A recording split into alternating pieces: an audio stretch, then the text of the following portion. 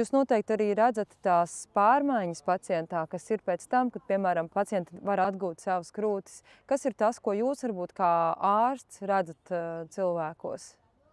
Jā, protams, krūts vēža pacients, viņas jau pirmām kārtām viņas pavisam savādāk skatās uz dzīvi.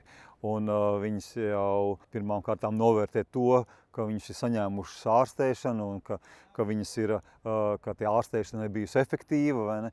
Un tad, protams, ja vēl papildus tam arī tas ķermeņa tēls tiek atjaunots un sieviete 50, 60 vai 70 gados var justies kā sieviete, tas jau tad dod pavisam citu atkal tādu motivāciju un stāju.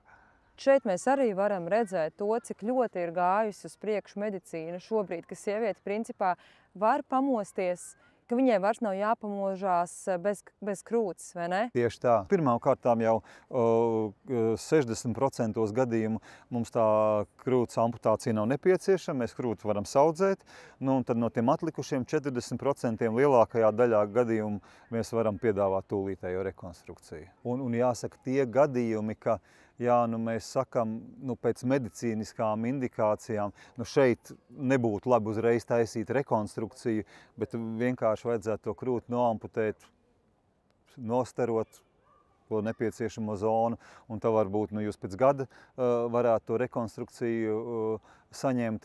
Tādi ir ārkārtīgi maz. Tad, kad mēs domājam, mums bieži vien arī patīk salīdzināt to, kur, piemēram, esam mēs, ja mēs skatāmies tādā Baltijas valstu līmenī.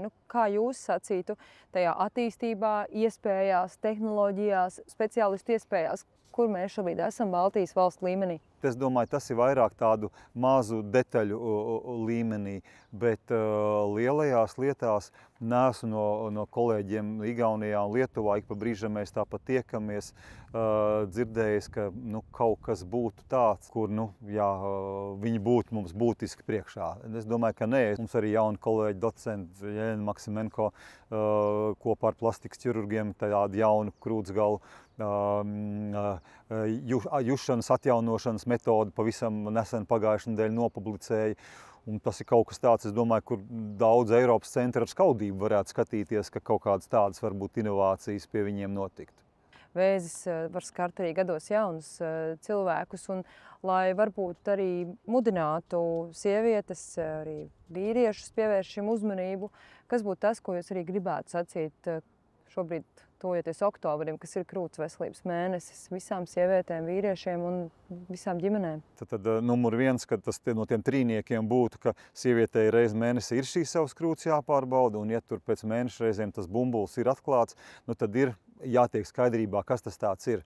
Ir jānāk pie speciālista.